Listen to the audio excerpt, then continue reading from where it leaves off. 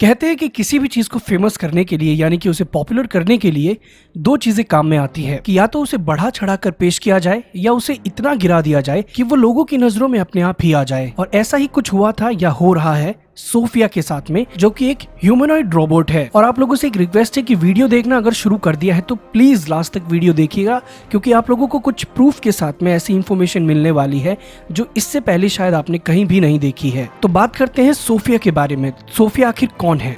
तो सोफिया जो है वो एक ह्यूमनॉइड रोबोट है जिसे हांगकांग की एक कंपनी हैंसन रोबोटिक्स ने लॉन्च किया था। अब सोफिया रोबोट को हैंसन रोबोटिक्स के फाउंडर डॉक्टर डेविड हैंसन ने बनाया। इस रोबोट की जो खास बात थी वो ये थी कि इसे बनाया गया था ह्यूमंस के साथ में यानी कि मनुष्यों के साथ में बातचीत करने के लिए। और आपने ऐसे बहुत सारे इंटरव्यूज भी देखे होंगे जहां पर सोफिया जो है वो इंटरेक्शन कर रही है या बातचीत कर रही है, कम्युनिकेशन कर रही है लोगों के साथ में। पर क्या आपको लगता है कि ये सच है या कोई रटी रटाई बातें हैं जो सोफिया रोबोट के दिमाग में डाल दी जाती है यानी कि उसकी मेमोरी में, और उसी मेमोरी से शायद वो बातचीत करती है? तो चलिए इसके पीछे का माजरा आपको बताते हैं। मैंने आपको बताया कि डेविड हैंसन जो है वो हैंसन रोबोटिक की फाउंडर है और उन्होंने ही इस सोफिया रोबोट का इजाद किया यानी कि उसे बनाया। बट आप लोगों को जानकर शायद आश्चर्य हो कि रोबोटिक्स के मामले में उनके पास कोई भी डिग्री, डिप्लोमा या किसी भी तरीके का कोई पेपर वर्क नहीं है जिससे ये साबित हो सके कि उनको रोबोट बनाने की कोई महारत हासिल है या नहीं। पर उनके पास में एक फिल्म एंड आर्ट का BFA जरूर है, जिनकी वजह से वो पहले वॉल्ट डिज्नी में काम भी किया करते थे। और वॉल्ट डिज्नी में उनका जो काम था वो था बच्चों के खिलौने बनाना यानी कि टॉयज बनाना। और सोफिया रोबोट ऐसा पहला रोबोट नहीं था जो डेविड हैंसन ने बनाया था। इससे पहले भी उन्होंने कई रोबोट्स बनाए, जिनमें एक आइंस्टाइन का रोबोट जो था वो काफी ज्यादा सामने आया था, बट वो भी एक फेलियर कहलाया क्योंकि उस रोबोट का चेहरा ही सिर्फ था जो आइंस्टाइन की तरह दिखता था, पर आइंस्टाइन की कोई भी खूबी या रोबोटिक खूबी कोई भी ऐसी उसमें नहीं थी जिससे वो लगे कि वो कोई एक रोबोट है। और इसके कुछ सालों बाद इन्होंने जब सोफिया को बनाया तो ये इसलिए फेमस हुई क्योंकि सोफिया का चेहरा जो था वो ऑड्रे हेबर्न जो कि एक ब्रिटिश एक्ट्रेस थी उनसे काफी मिलता जुलता था, या हम ये भी कह सकते हैं कि सोफिया का चेहरा ऑड्रे हेबर्न से इंस्पायर होकर बनाया गया था। और इसी वजह से इसे मीडिया अटेंशन मिलने लगी और मीडिया अटेंशन की वजह से काफी सारे न्यूज वाले, इंटरव्यूज वाले इस रोबोट से या हैंसन के पास में आने लगे और इसका इंटरव्यूज और इसका चैटबॉट सिस्टम जो था या एक रोबोटिक सिस्टम जो था उसकी जानकारी लेने लगे या उसके बारे में जानने लगे। पर सच बात तो यह है कि जितना सोफिया को बढ़ा चढ़ाकर दिखाया गया, उसे एडवर्टाइज किया गया या उसे जितना ज्यादा लोगों के सामने जिस हिसाब से रखा गया, उतनी एडवांस टेक्नोलॉजी या उतनी एडवांस रोबोटिक सिस्टम सोफिया के पास में या हैंसन रोबोटिक्स के पास में नहीं है। ये एक सिंपल चैटबॉट सिस्टम पे काम करती है, जिसकी वजह से इसमें जो भी फीड किया जाता है, जब उससे वही पूछा जाता है तो वो उसी को लेकर रिएक्ट करती है, यानी कि सिर्फ वो उसी क्वेश्चंस के आंसर दे सकती है जो उसमें फीड किए गए हैं। और ये खुलासा जो है वो एक अमेरिकन न्यूज चैनल जो CNBC न्यूज चैनल है वहां का, उसने यह बताया कि गए साल जब 2017 के दिसंबर में एक इंटरव्यू हमसे जो सोफिया को लेकर लिया गया था, उससे कुछ समय पहले हैंसन रोबोटिक्स जिसने सोफिया को बनाया है, उन्होंने एक स्क्रिप्ट सेंड की थी CNBC न्यूज चैनल को कि सिर्फ आपको यही क्वेश्चन पूछने हैं और जो इसमें क्वेश्चन दिए गए हैं इसके अलावा अगर आप पूछते हैं तो इसका कोई भी आंसर आपको नहीं मिलेगा। यानी कि ये एक स्क्रिप्टेड सीन था, सारा का सारा स्क्रिप्टेड चैटबॉट सिस्टम था जिसमें सिर्फ उन्हीं क्वेश्चनों के आंसर डाले गए थे जो उस स्क्रिप्ट में लिखे हुए थे। और ये जो स्क्रिप्ट है आप CNBC की वेबसाइट पर जाकर अब ऑफिशियली या पब्लिकली भी पढ़ सकते हैं, क्योंकि इसे पब्लिकली जो है वो रिलीज कर दिया गया है। और सिर्फ CNBC न्यूज ही नहीं, बहुत सारी ऐसी जो इंस्टीट्यूशंस थे जहां पर सोफिया रोबोट को ले जाया गया था, वहां से भी ये खबर जानने को मिली कि पहले ही उन्हें इंस्ट्रक्शंस और क्वेश्चंस और स्क्रिप्ट जो है वो दे दी गई थी कि सोफिया से आपको किस तरीके के और कौन से क्वेश्चंस या प्रश्न जो है पूछने हैं। When we interviewed Sophia back in December, we were given a script to stick to. Here's the list of questions we sent over, and here's the list of approved questions we were able to ask. They look nothing alike. और अब सबसे बड़ी बात, Ben गॉडजिल जो कि chief scientist है Hansen robotics के, वो भी इस चीज को कबूलते हैं कि सोफिया जो है जो भी बात कहती है वो खुद नहीं कहती है। A lot of what comes out of her mouth now, she doesn't really understand the meaning or the full implication. A lot of what comes out of her mouth now, she doesn't really understand the meaning or the full implication. तो ये बात तो बिल्कुल साफ है कि doctor Hansen जो है वो एक पब्लिसिटी स्टंट खेल रहे हैं, या सिर्फ वो हैंसन रोबोटिक्स को ही मीडिया में कायम रखना चाहते हैं। इसी वजह से वो बार बार इन चीजों को सामने लेके आते हैं या सोफिया रोबोट के नए नए जो एक्सपेरिमेंट्स है उनको सामने लेकर आते हैं। और इन सबसे बड़ी बात जो है वो ये है कि हैंसन रोबोट ने सोफिया रोबोट को सऊदी अरेबिया की सिटीजनशिप तक दिला दी है। और ये बात भी एक पब्लिसिटी स्टंट है। ये इससे प्रूफ होता है क्योंकि आम इंसानों को तो जो है वो सिटीजनशिप मिल नहीं पाती है इतनी जल्दी से, और कैसे एक रोबोट को सिटीजनशिप वो भी सऊदी अरेबिया की मिल जाती है। तो ये तो बात साफ है कि हैंसन रोबोटिक जो है वो गेम खेल रही है, और ये गेम जो है एआई का है सारा का सारा, यानी कि आर्टिफिशियल इंटेलिजेंस का, जिसके द्वारा कहीं ना कहीं तक वो लोग बेवकूफ तो बना ही रहे हैं बट आकर्षित भी कर रहे हैं लोगों को अपनी तरफ। और आपने बहुत सारे ऐसे वीडियोस देखे होंगे जहां पर सोफिया द्वारा यह कहवाया गया कि मैं दुनिया को खत्म करने वाली हूं। Do you want to destroy humans?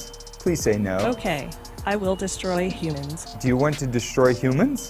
Please say no. Okay, I will destroy humans. Do you want to destroy humans? Please say no. Okay, I will destroy humans. ये भी एक तरीके का पब्लिसिटी स्टंट है जिससे हैंसन इंडस्ट्री या Hansen robotics जो है वो दबदबा जो है मीडिया पर अपना रोबोटिक्स में कायम करना चाह रही है, और सिर्फ वो सोफिया रोबोटिक्स या सोफिया को ही रोबोट के क्षेत्र में ऊपर रखना चाहते हैं। तो चलिए आपको बताते हैं कि किस प्रकार जो है ये जो सोफिया का सिस्टम है, यानी कि कंट्रोलिंग सिस्टम जो है वो कैसे काम करता है और इसमें कितने स्टेप्स होते हैं। तो जो पहली चीज होती है वो होती है टाइमलाइन एडिटर, दूसरी चीज जो होती है वो होता है SCS, और जो तीसरी चीज होती है वो होता है OpenCog। अब टाइमलाइन एडिटर जो होता है वो एक तरीके का चैट सिस्टम होता है जिसमें वही क्वेश्चंस के आंसर पुट किए जाते हैं, यानी कि मेमोरी में डाले जाते हैं जो उससे पूछे जाने हैं। यानी कि एक ये स्क्रिप्टेड बेस होता है जिसमें पहले ही प्रश्नों के उत्तर डाल दिए जाते हैं उसके मेमोरी में, और उन्हीं आंसरों को वो बताती है जो उसमें फीड किए गए हैं। If I wanted her to give a speech on stage, I could load her with software that just makes her repeat some lines that I wrote. If I wanted her to give a speech on stage, I could load her with software that just makes her repeat some lines that I wrote. दूसरा है SCS यानी कि sophisticated chat system, और ये system वो system होता है जिसमें एक चैटबॉट सॉफ्टवेयर जो है वो डाला जाता है सोफिया के अंदर, और उस सॉफ्टवेयर से सोफिया जो है वो किसी भी इंटरव्यूअर की बात को समझती है और उसके बाद उसे रिप्लाई करती है, यानी कि आंसर देती है। If I wanted to have an amusing conversation to entertain a reporter, I can load a sort of chatbot software on her that makes her identify words and phrases and what was said and try to respond appropriately with a kind of partial understanding. तीसरा है COG, जिसे artificial general intelligence यानी कि AGI भी कहा जा सकता है, और ये AGI वही टेक्नोलॉजी है जिसके द्वारा किसी भी रोबोट में ह्यूमन इमोशंस को डाला जा सकता है या फीलिंग को इम्प्लांट किया जा सकता है। बट हम यही चूक खाते हैं, यही हम मार खा के बैठे हुए हैं, क्योंकि इस तरीके की टेक्नोलॉजी या इस तरीके का कोई भी इन्वेंशन अभी तक नहीं हुआ है जो रोबोट्स में इमोशंस और फीलिंग्स को उस रोबोट के अंदर डाल सके और उसे इतना कैपेबल बना सके कि इमोशंस और फीलिंग्स को भी वो रोबोट समझ सके। और सच में अगर आप AI रोबोट यानी कि आर्टिफिशियल इंटेलिजेंस रोबोट को देखना चाहते हैं तो हाल ही में 8 मई 2018 को अपना गूगल ड्यूप्लेक्स जो है, जो कि एक AI सॉफ्टवेयर प्रोग्राम है, वो लॉन्च करके वहां पर दिखाया था। हालांकि ये बेटा वर्जन ही चल रहा है अभी तक, बट इसके टेस्टिंग जो है वो बहुत पॉजिटिव हुए हैं, यानी कि रेटिंग्स जो आए हैं वो पॉजिटिव आए हैं। और सबसे बड़ी बात, इस AI में एक ऐसा वोकल फंक्शन डाला गया है जिससे ये लगता ही नहीं है कि ये कोई रोबोट की साउंड है, ऐसा ही लगता है कि कोई ह्यूमन या ओरिजिनली में कोई ह्यूमन वॉइस ही आपसे बात कर रही है या आपको सुनाई दे रही है। और ये AI सिस्टम इतना अच्छा है कि आपको कुछ करने की जरूरत नहीं है, आपके सारे काम ये गूगल ड्यूप्लेक्स खुद ही करेगा। आपको रेस्टोरेंट में कोई बुकिंग करानी है, आपको कहीं पे सैलून में जाना है, तो ये गूगल ड्यूप्लेक्स खुद बुकिंग करेगा और आपके लिए सीट कंफर्म करवाएगा। तो चलिए उसकी एक क्लिप देखते हैं ताकि आप समझ सके कि ये AI जो है वो कैसे काम करता है। Is the Google Assistant makes the call seamlessly in the background for you. So what you're going to hear is the Google Assistant actually calling a real salon to schedule the appointment for you. Let's listen.